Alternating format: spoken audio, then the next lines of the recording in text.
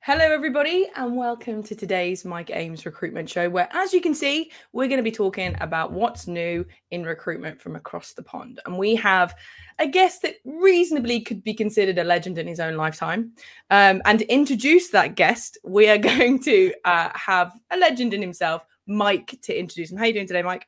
Actually very good. I'm on the coast today, so different backdrop for me in our little weekend by the seaside. I can actually see the Irish Sea in front of me. Well, they tell me it's not the Irish Sea. They tell me it's Cardigan Bay, and you shouldn't call it the Irish Sea because that's being pedantic. Whatever. So I know I'm doing real well, actually. I'm so pleased that we've got our guest today because he is a legend in his own lifetime. He is the managing partner of, let me see if I can get this right, Select Source Solutions, which is a headhunter recruitment firm. And also, though, he's also the host of Elite Recruiter podcast, which is where I learned about him. And if you've not checked it out, seriously, you need to go and look at it because it's a really great podcast. Benjamin Mina, our guest today, is a great host and has some really good guests on it. So it's an absolute pleasure to have you on the show today, Benjamin. Welcome. Oh, thank you so much. I'm so not used to being on this side of everything. I'm so used to being the one actually asking the questions and just kind of just nodding. we thought you were asking the questions. What with this? Something gone wrong. Oh, cool. Let's do this then. That's a bit confusing. Let me just explain. I'm going to get Benjamin to talk about himself in a little bit, which I know he's quite a humble guy, actually, weirdly, not joking. So might be a bit difficult to price things out about himself. But I first of all, to say thank you very much, because where you are at the moment is Baltimore, and it's about sort of, I don't know what time it is, 6:15 or something, 7:15 in the morning, isn't it? So it's very early for you. So thank you for doing this. But I wanted you to come on the show because you obviously do a lot of interviews with lots of recruitment firms and suppliers and all sorts of things in the States, and they've got a pretty good bead on what's going on there. And I think we like to watch what's happening across the pond because very often things happening over there come over here. So it's kind of a heads up for us. And I know we're going to talk about things like AI and what have you a bit later, but I'm sure there's some of the things that you can share with us, that things that people in America are actually doing. So could you just explain to our viewers a little bit about yourself, if you don't mind? So been in recruiting for almost 2 decades now, started a large recruiting firm straight out of college, just like many people in the States, head down, recruited, actually, if you want a good laugh, about 3 months into the start of my recruiting career, they wanted to get rid of me. They sat me down and said that nobody actually wanted you to work on their team.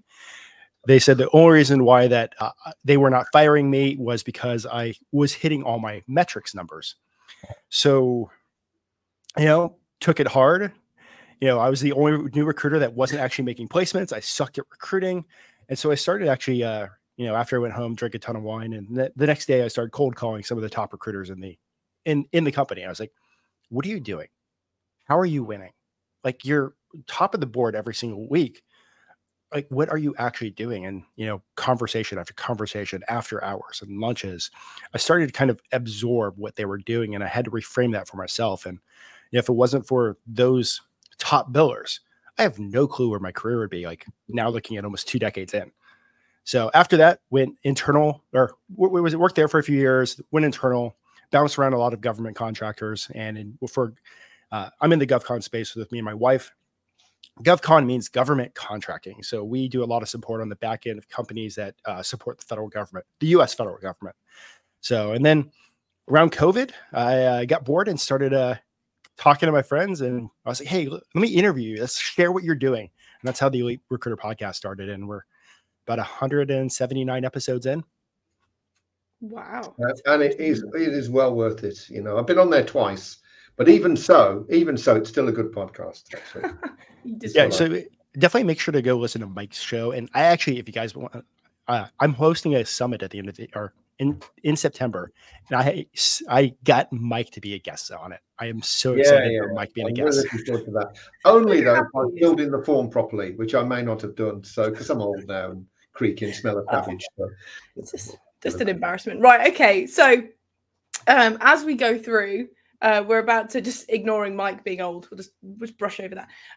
So we're about to sort of talk about the state of the US market, because I know that that's important to a lot of people watching this. But As we go through, Benjamin has kindly agreed to answer any questions that you offer to him. So if you do have any questions for him or Mike, although he's here quite a lot, so less so Mike, but if you have any questions for the panel, pop them in the comments and I'll make sure to bring them up. But Mike, do you want to start asking about the US market?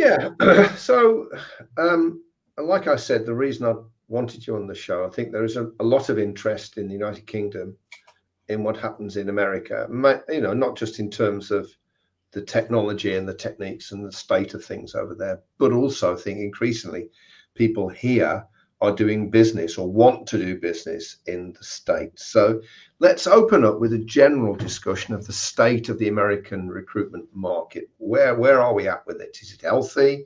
And if people do want to do business over there, what sort of things should they be thinking about?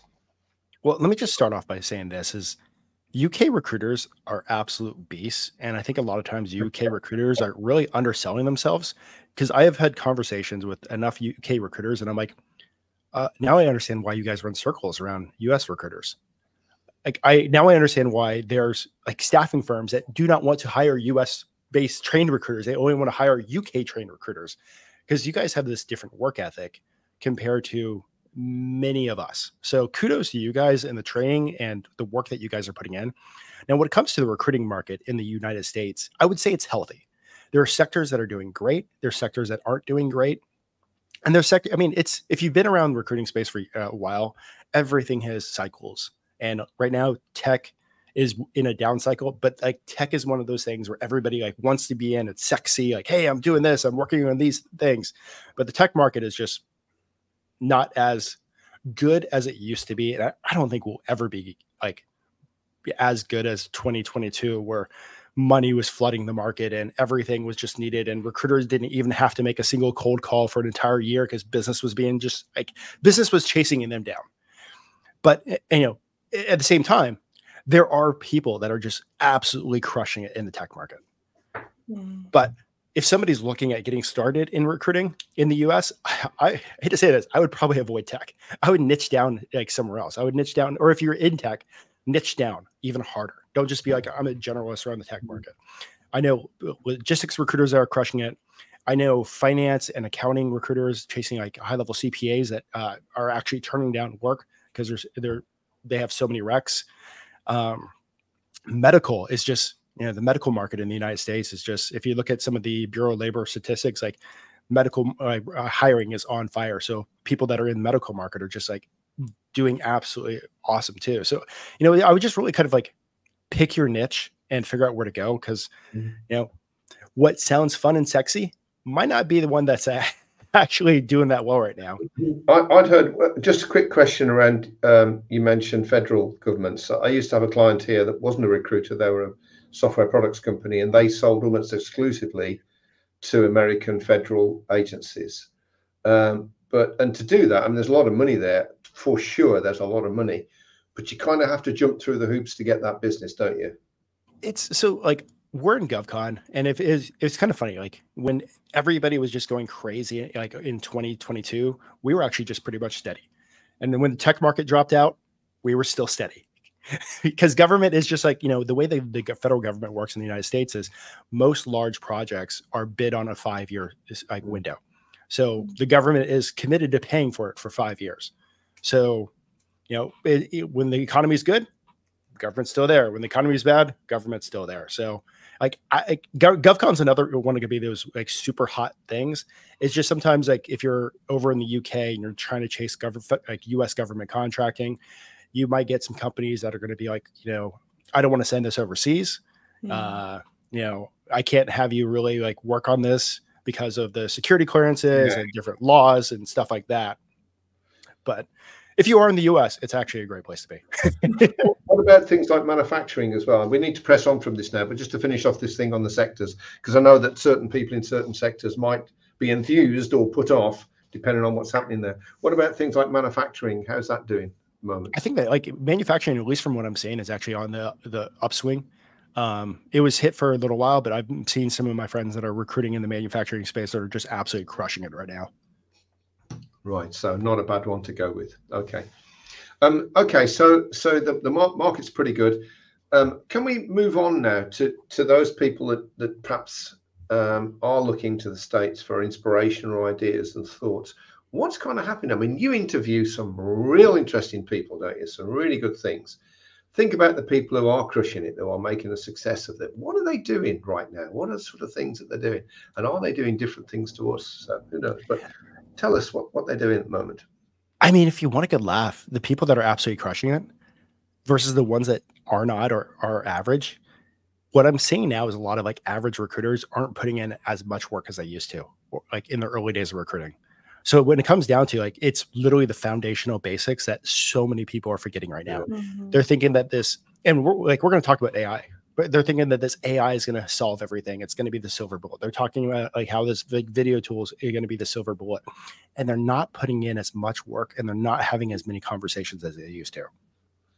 Yeah, no, it's funny you should say that, because I don't think we've spoken about this actually, but I've been on your show, but I'd be interested in your feedback. We have a belief that to create a really hot service business, you've got like a triangle. The very top, the pinnacle of the triangle is fulfillment. It's the thing the client actually pays you for. It's the thing that you do. So it's taking down a vacancy. It's searching the market, it's outreach, making contact with people, it's qualification, and then it's placement. It's those 5 things, which is the very heart of what we do in recruitment. And I've always believed that if you want to be successful, yeah, you can have a great marketing arm, you can have all of that stuff, but actually it's how good you are at those 5 things. And if there's one thing that's important in all of them, it's work rate. You've got to put the work rate in. Do you still think that applies with the people that you see are doing really well in recruitment at the moment? The ones that I see that are just absolutely doing amazing and crushing it, they're the ones that are putting in the work. Like they are outworking their competitors. They're outthinking their competitors. They're talking about everything that they do on LinkedIn, creating not only just like the work ethic, but they're using the stories that they're doing with every single day and creating like demand generation with that. So it really just like a full 360 degrees of like hard work, talking about it, sharing about it.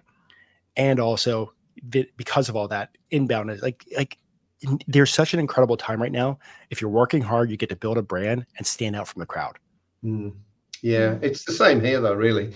That's the thing that's very similar. I wonder how people use social media in the States, because particularly LinkedIn over here, there seems to be people fall into 2 camps. So those that just mainly use it for searching, really, that's predominantly it. And then there's another camp who go for it in terms of posting as well. So they put a lot of stuff out, more than just job adverts, because everyone put job adverts out, which is pretty dull, really. But they actually post really good stuff on there. How are people using LinkedIn in the States right now? I mean, I think the UK recruiters that are just absolutely crushing on LinkedIn, the recruiters in the US that are doing the same thing.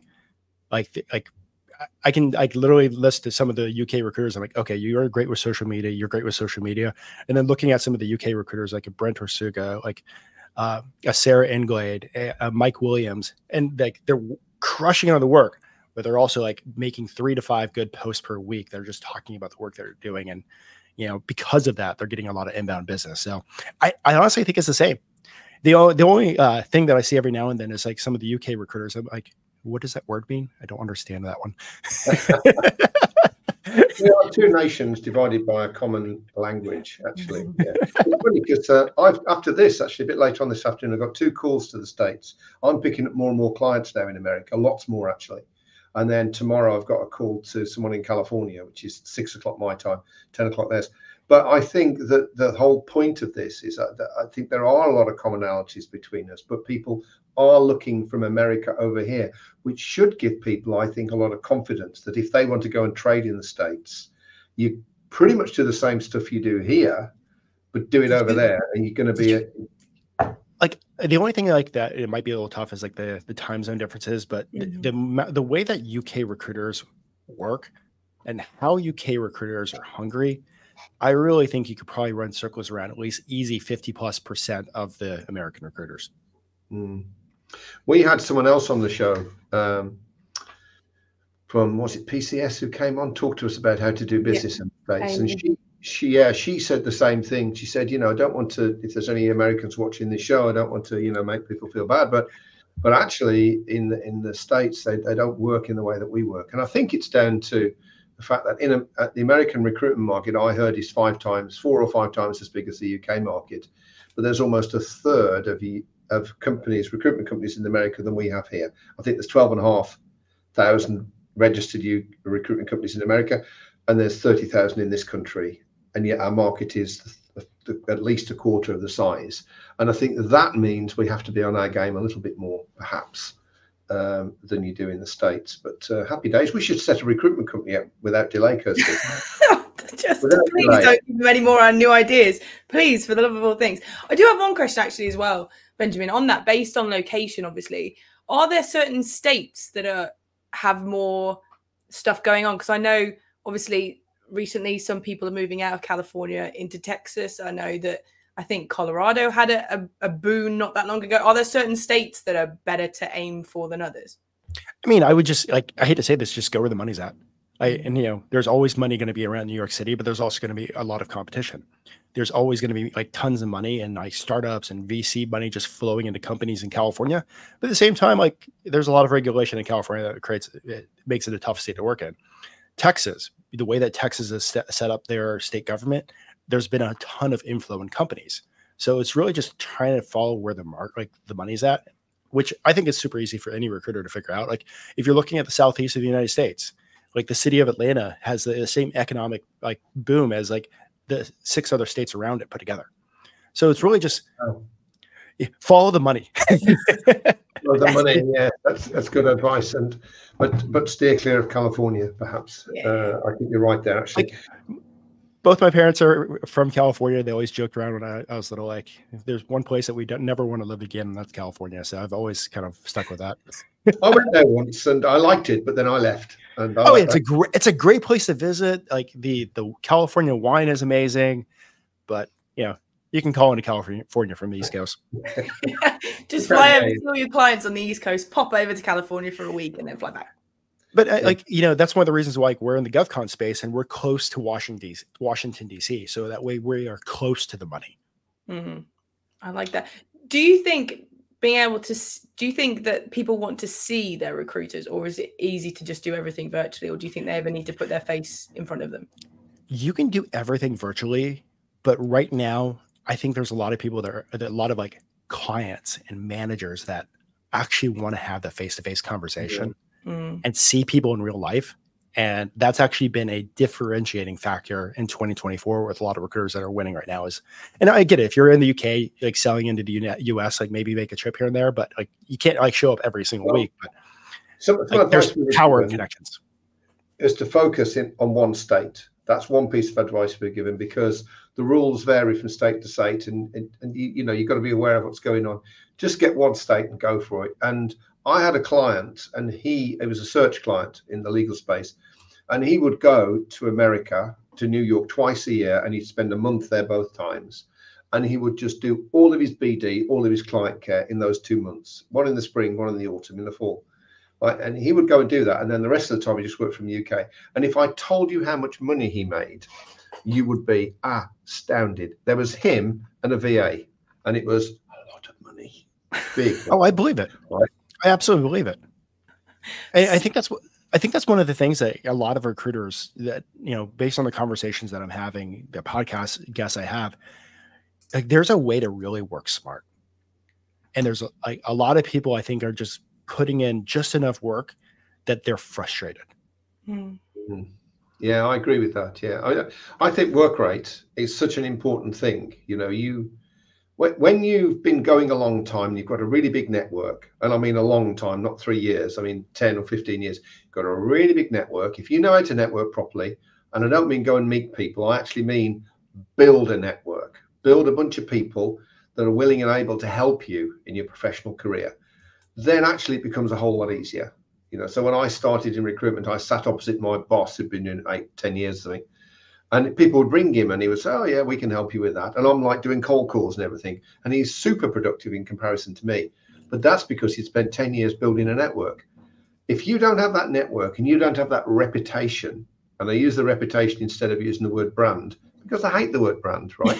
If you don't have that reputation out there and you don't have that network, the only alternative that you had is hard work, is to get in there and really push that. And I'm not sure a lot of people have got the I suppose the appetite for that level of work nowadays. Maybe I'm wrong, I don't know, but that's where success comes from, isn't it? No doubt.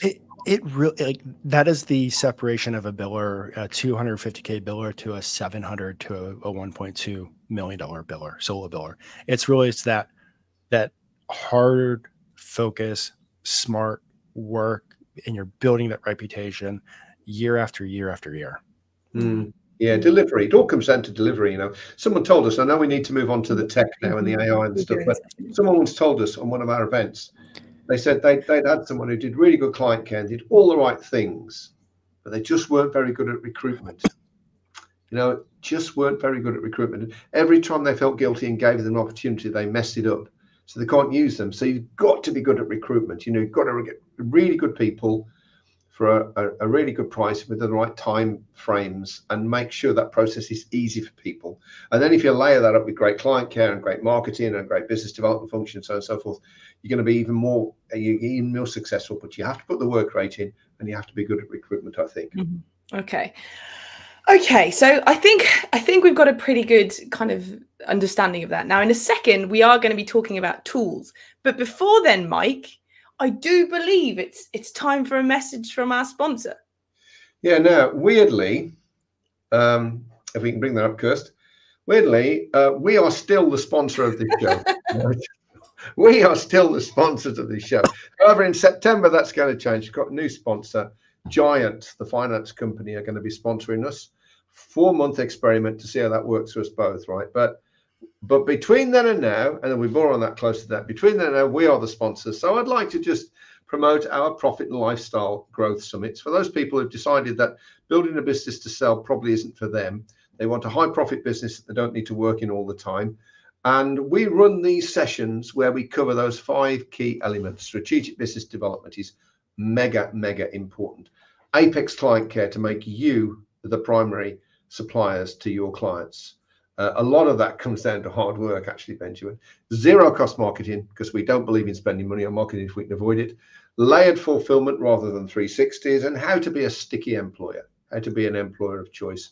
We have full day sessions in Birmingham, 197 quid for the whole day, including lunch, breakfast, drinks, and me, obviously. Oh, and Kirsty as well. And me, I'm there too. I know, yeah. And then 2 online sessions. So we're split.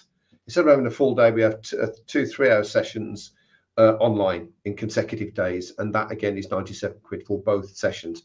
Slots available for autumn 2024. If you're interested and would like to know more, then just email summit to mike@flare.uk and I will send you a link. We don't hassle you or anything like that. We send you the link. If you want to book it, you do. So that's the last time we'll be promoting this before we go to our new sponsors, which is going to be Giant. Oh, it's just a little tear, wipe away a little tear from my eye last time we have our own sponsor. Well, we might sneak that in anyway from time to time. Yeah, of course, every now and again we might. But we're just before we go into, we have had a comment from Adrian. He's thankful for this podcast. 2 legends paying it forward in the industry. Oh, Thank you, Adrian. Yes. Can you make sure we send him £20? Can you do that? Already in the post. Already in the post. Okay, right now, I know we want to talk about tools now because, and I know one of them is going to be AI, but Benjamin, when you're talking about tools, is it a similar thing that you're seeing in the UK market to the US, or are there stuff that's happening in the US that just has the edge on? I mean, I think a lot of the UK recruiters and a lot of the US recruiters kind of have a good understanding of like the same amount of tools, because there's a lot of great UK companies that are trying to aggressively market in the US. And then there's like US markets or US tools that are like, hey, wait, there's some recruiters that are super hungry looking at doing stuff over in the UK. Let me try to sell to them too. So I think like there's no magical tools that the US might know versus the UK, but it's just, I think tools are on the edge of just absolutely changing the game. Yeah. 100% on that. Yeah. And I want to drill down on this with you a little bit. In October, we've got Max Armbruster coming on the show, October 22nd, do Markets and AI product. And he showed it, or I saw it online and I checked it out and saw a video on it. And I couldn't believe the machine just rang someone up and had a conversation with them. And I don't think it didn't try and kid it was a person. It's like, no, I'm a machine, right? But you wouldn't know. And I thought, oh, well, that's obviously a bit of a setup. They've set that up. So I was talking to Max about coming on the show, and he said, I'll tell you what'd be great. So why don't we get Sam, which is the name of his AI, why don't we get Sam to ring you up and interview you for a job live on the show? I said, let's go for that then. Let's have some of that. So that's what's going to happen. But the confidence that he has in this thing. Now, you were saying earlier that, and I want to talk about this a little bit now with you. You were saying earlier that there's quite a few American recruitment firms relying more and more on matching and outreach being done by machines. That's correct, isn't it? Could you tell us a little bit about that? I mean, like, I've had some conversations. I think like the lead gen company or the lead gen expert is going to be like on the edge of like in-house for a lot of recruiting firms, just because like there are so many tools or so many things. But yeah, I had a conversation, and the podcast is probably going to go live in about 2-3 weeks, where they do about $12 million a year on direct placement. A lot of the recruiters just, there's a lead gen team that does all the work and literally just drops the calendar invites on the recruiters like Outlook, and they just take those calls. And they're like, a lot of the recruiters are billing like $800 to $1 million a year. So let me get this straight then. So the BD people are out there doing tactical BD, come back with the vacancies. The vacancies dropped into the AI. The AI does its thing, and then the consultant basically get appointments put into their diary of people who are pretty good matches for the vacancies. Is that what we're saying here? Pretty much. I mean, not every company is doing that right now, but yeah, I'm starting to see like the tools out there are getting so good that, I mean, okay, real quick, let me take a step back. I think one of the biggest problems is AI has been absolutely overhyped on what it can absolutely do.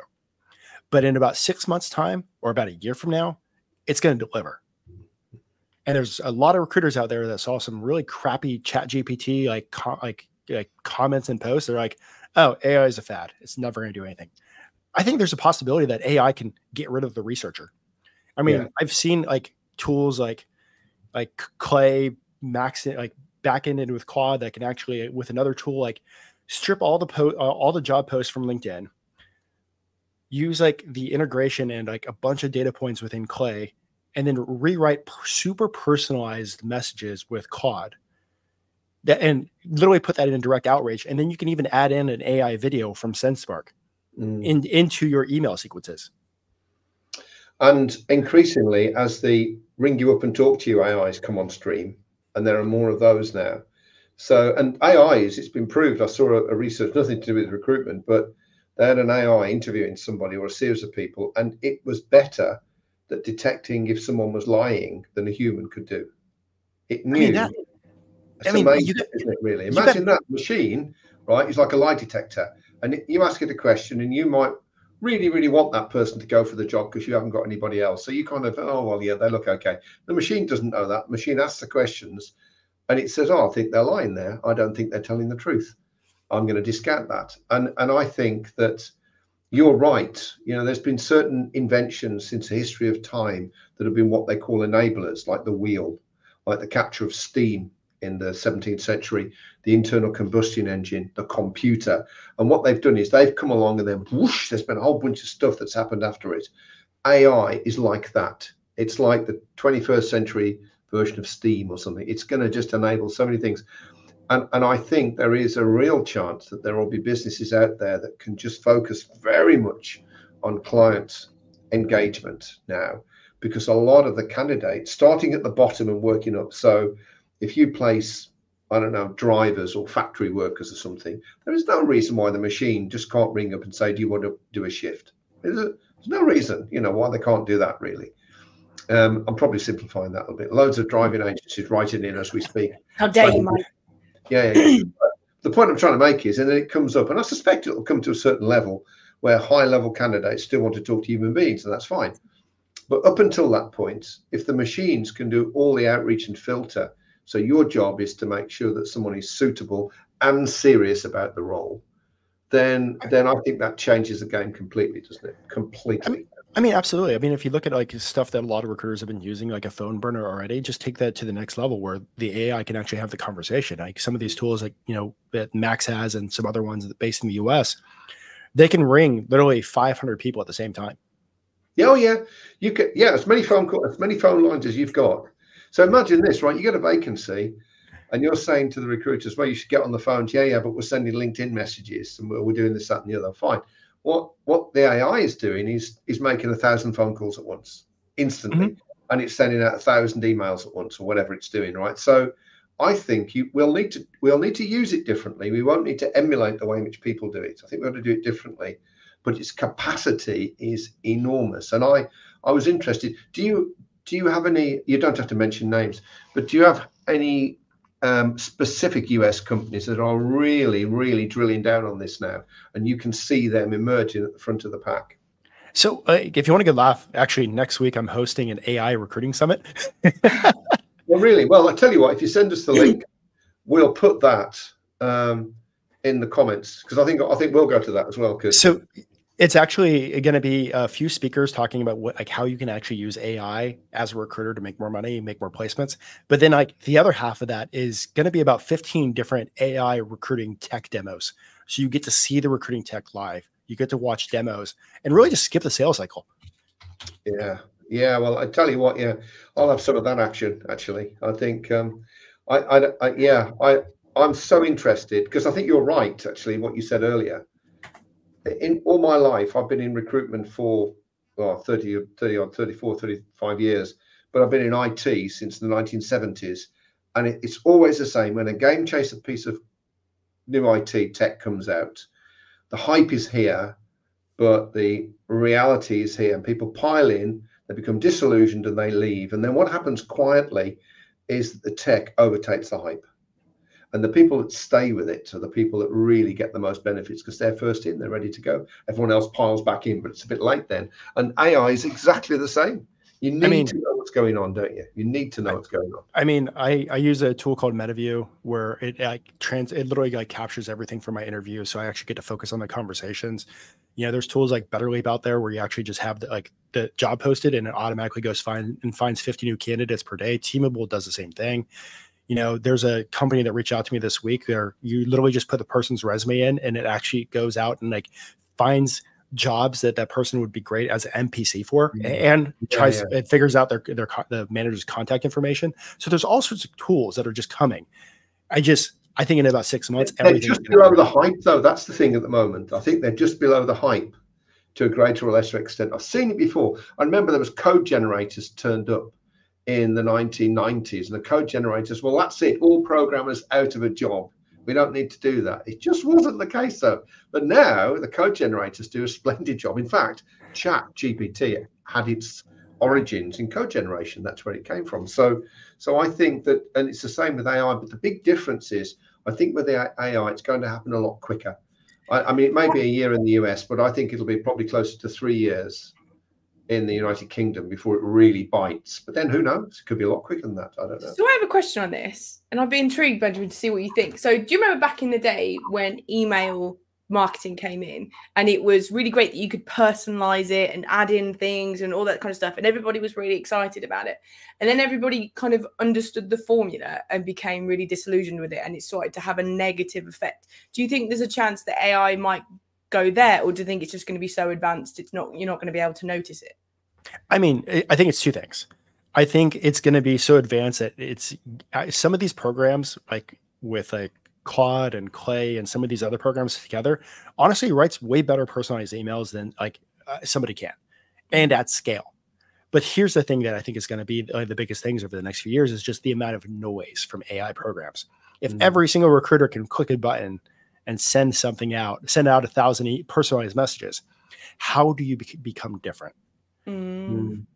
See, I happen to think that the difference is going to be outreach and filter. That's what I think. Actually ringing someone up. And I think that for two reasons. First of all, I've started to see these things now, so the stuff that they can do. We're not talking about chatbots. We're talking something that can almost pass the Turing test. It's so good that you don't know it's a computer, although in reality it should admit that it's a computer, really, but you can figure it out. But I think that what that gives you is speed to market. In recruitment, in many cases, if it's a contingent piece of work, the person that gets to the candidates first wins. Simple as, really. And if we know that email open rates and email junk rates are not what they used to be. The open rates are going down, the junk rates are going up. So we know that stuff's not getting through. You get WhatsApp, you've got all these other things. But if you get a phone call and the machine rings up and says, well, are you suitable for this job? Let me run you through it, and can answer questions. Then another interesting thing that was pointed out to me is that if you say this job isn't for me, right, and then the machine says, well, do you want me to keep in touch then? I'm happy to do that. Yeah. When do you want me to give you a call? I'll give you a call in the autumn. Yeah, we'll do then.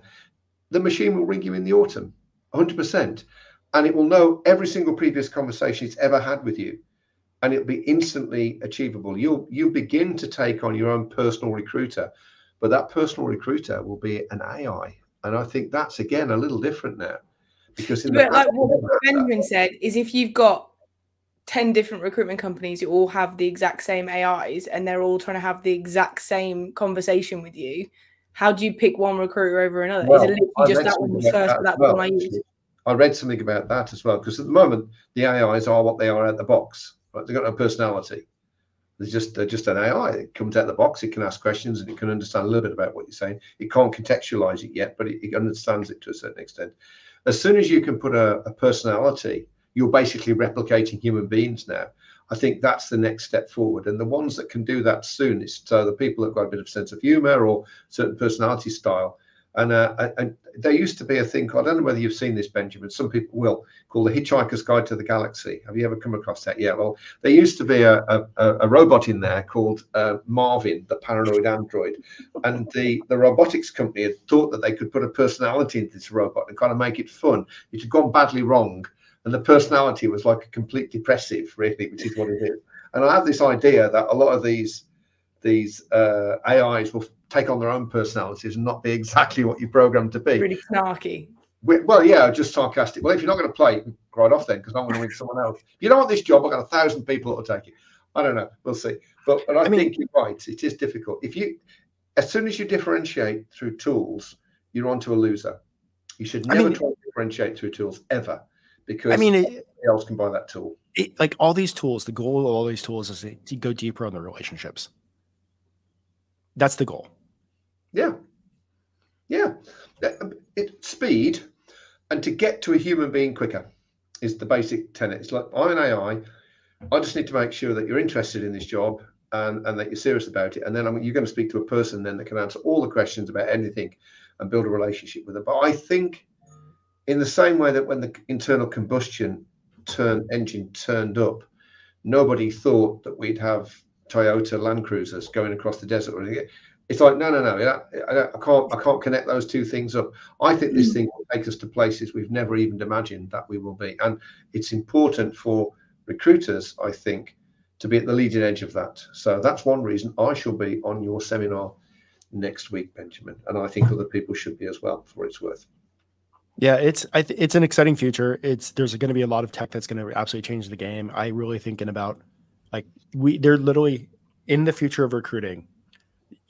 We'll say the talent acquisition, the in-house side of the house. Instead of having 40 recruiters, you can have 10 recruiters and like 3 or 4 recruiting engineers doing all the work for the recruiters.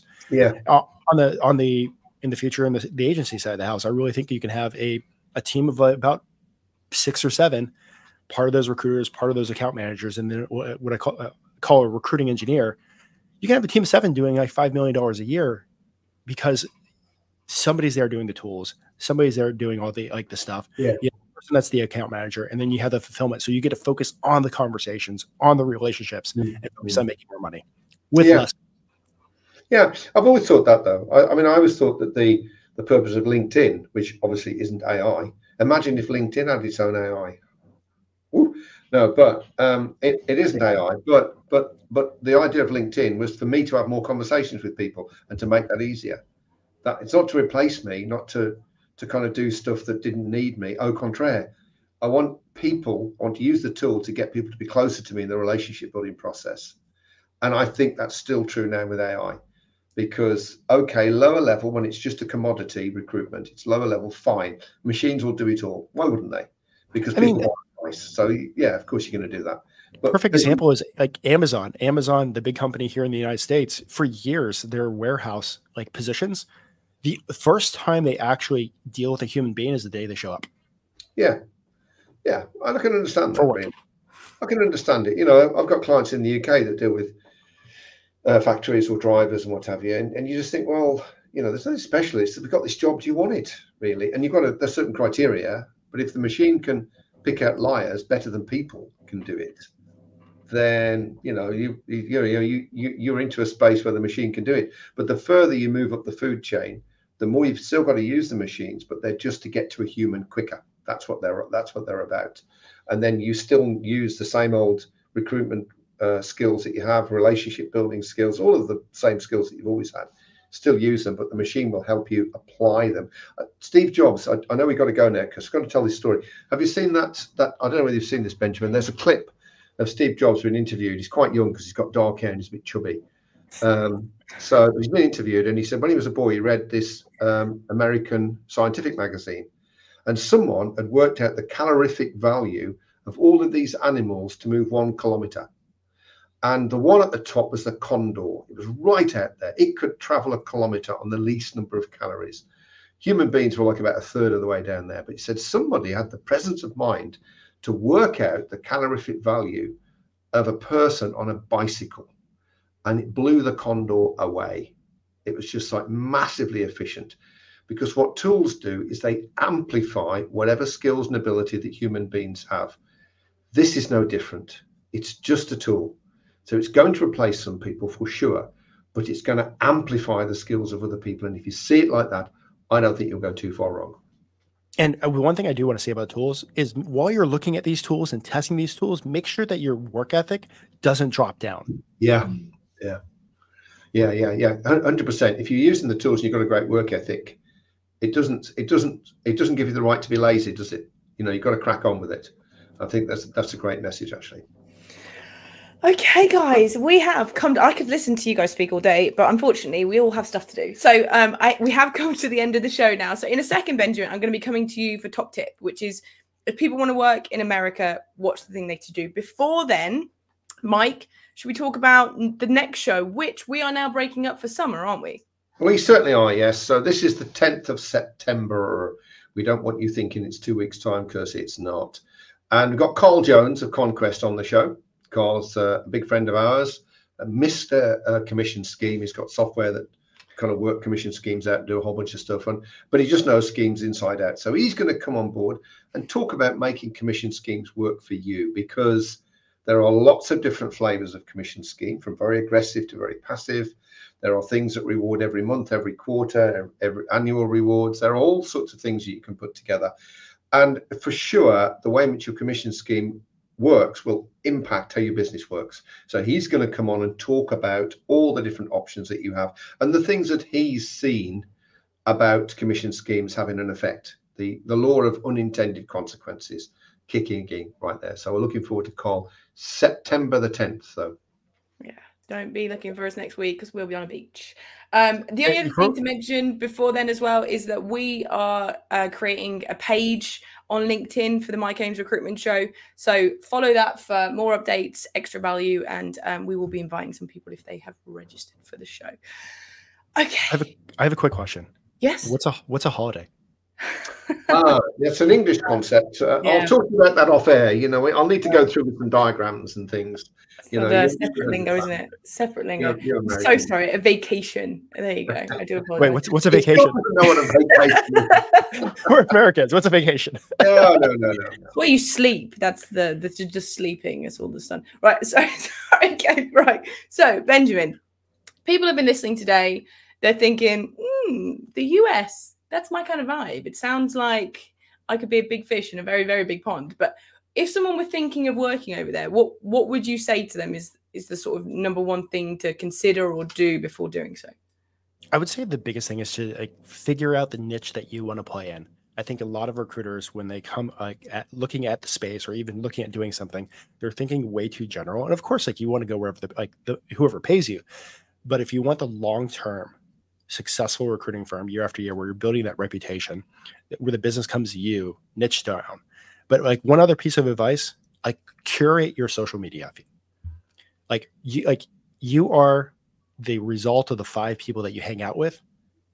And in the digital world, guess what? You can virtually hang out with people constantly, but I would curate your social media feed, whether on LinkedIn, whether on like Instagram, to the 5 to 10 recruiters that you look up to the most.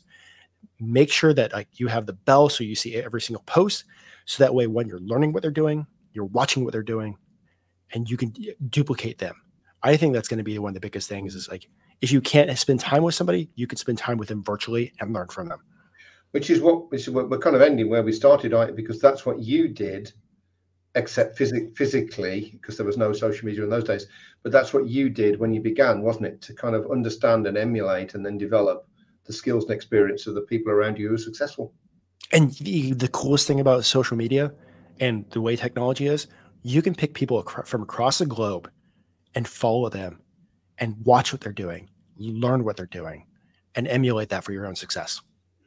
That's great advice. Thank you. And one of those things should be Mr. Benjamin Mina. So if you want to know more about him or want to know about his AI, or in fact later in the year, end the year strong, I think the name of the thing is. Finish the year strong is going to be the big one at the end of the year.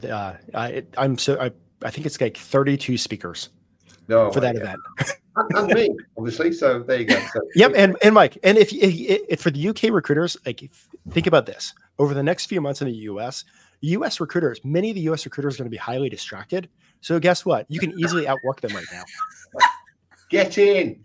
Now's the time. They're vulnerable. That's the thing. Yeah. Oh yeah. Between now and November, I would say a good like 50% of the recruiters are losing part of their day to like what's happening on the news. So stay focused. Stay focused, Oliver. Thank you very much. Such a great thing. Now, someone has said this is a brilliant podcast. Thank guys. We're great to join the summit, which I think that was the AI summit they were talking about. So anybody who's listening or watching, go and find Benjamin on LinkedIn. That's Benjamin Mina. We're going to put a comment. We're going to put a comment on this post with the link to Benjamin's. Yeah, but if they're listening on the podcast, search for Benjamin Mina, MENA, and just connect with him there, and he will send you any links that you request. We will indeed. So that would be good. Okay, guys, we've come to the end of the show. So I want to say thank you very much to Benjamin for being on the show today. You have given us a great send-off into summer. So thank you so much for sharing your wisdom with us today. Summer, what's that? Yeah. We have them in Wales anyway, where I am now. No, thank you. And thank you, Kirsty, of course, for being our hostess for the mostest. And then a final thank you for Benjamin, because you've been brilliant, as I knew you would be. Thank you. And I shall see you in the autumn, of course. Bye, guys.